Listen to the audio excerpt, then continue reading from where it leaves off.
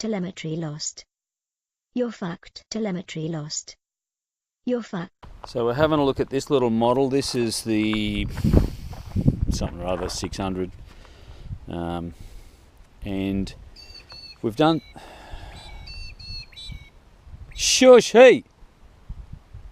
And we're not doing the FPV thing with it. So I must admit I did maiden this yesterday, and well, it wasn't very successful. So I'll run through that a little bit later. So let's have a look at what we've done, because this isn't standard. I don't build anything standard. So what we've got is the X4R and a 20 amp ESC up the back there. I've taped this shut because it's pretty crappy. I don't understand how this works. So that fits in under there, and then there's the magnets there to hold it on, but then there's nothing there to hold that on, and I think you've got to glue that on, it says in the instructions. And if you glue that on, well, then you can't get anything up the back, so it's pretty silly. So as per Matty Ogborn's recommendations, I did not put the spar in the front. It does not need that. There's a spar here.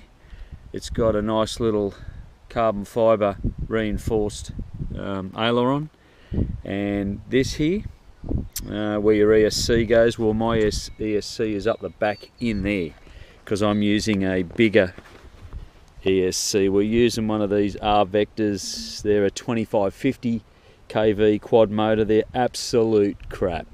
On a quad, they just drain the battery in like 30 seconds. Now you might be wondering about all these bolts, and what you've got there is a little bit of plywood, and then you've got a carbon fibre piece, and what you're supposed to do is mount your motor to the carbon fibre and then glue your carbon fibre piece to your little ply piece and then to the model. And I thought, well, that's good, but then if your motor is poor choice and you need to change it, you've got to break it all apart. So what I've done is a mod. So I've glued the piece, the little ply piece in. I've then mounted to the carbon fibre some bolts, and you can see them through here, and I've Loctited the first nut, the inner nut. So then you've got like a motor mount. Then I've got one of those little cross pieces that you get with every motor. I've mounted that to the motor and then put these on. And then, so if you want to, you can undo these nuts, take the motor off, and it just comes off. So that's mod number one. Mod number two was we didn't put the carbon fibre spar in there. Mod number three was I didn't glue these on, these carbon fibre pieces here. Didn't worry about that. And mod number four was just putting some tape over that. Mod number five was I put some pins in here in the winglets, and they're taped up as well. Mod number six was these servo horns are glued top, oops, and bottom. And mod number seven was these little pieces here that usually come loose. I've Loctited that on so that spins through without that coming off. So we're running a 5-inch prop. I've glued that in for the battery bay.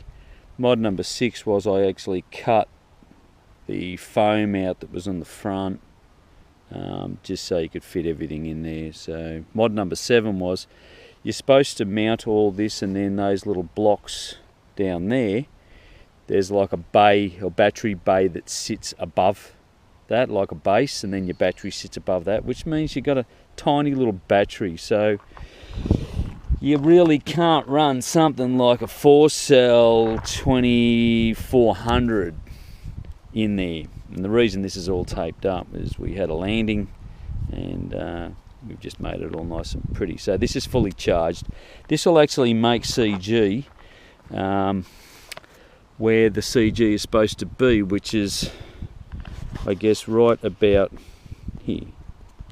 Right, so that's where your CG is. So I think it's about 160 millimeters from the very nose, which works out just at the front of that little cutout there. Now there was supposed to be a strap there that you like Velcro, and there's a magnet in there. Yeah, I don't know, like I think the comment's been made that it's over-engineered, and I think it's been under-engineered. I think it's absolutely crap. I think it's just one of those models. It should just come in one piece. And why would you want a 600mm wing like this that you can fold up? Like, oh shit, I can't put it in the back of my car, I better fold it up. Well, for crying out loud, it doesn't need to be folded up. It's a one-piece thing. So, well, should be a one-piece thing. So, anyway, let's shut up. Oh, the last mod. The last mod was I used these Hobbyking super slim wing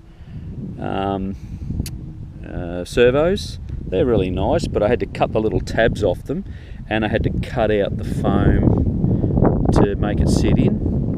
So done all that, and I've put some double-sided sticky down inside there. Haven't glued it in, just the double-sided sticky and then the fiberglass tape over the top. We fiberglass taped the wings up here just in case, so they are all glued and taped, and you can see, as I said, these are glued and pinned, and there's sellotape there, because yesterday I did bust one of those off. Pretty strong model, as Matty Ogborn jammed a pen into it and did damage it, but you know, sort of give it a fair hiding. And yeah, so, and I did do a landing yesterday with this on the nose, and you wouldn't even know it, because it is pretty tough. So we're going to take this up for a fly, and we'll see how it goes. We've got plenty of expo with it. Welcome to OpenTX. Thank you. Throttle warning. I know. Thank you. Purely for the sake that it does fly erratic. I just couldn't fly it to start with. It just wouldn't go, and had to up the expo and everything. So we'll shut up and we'll go for a fly.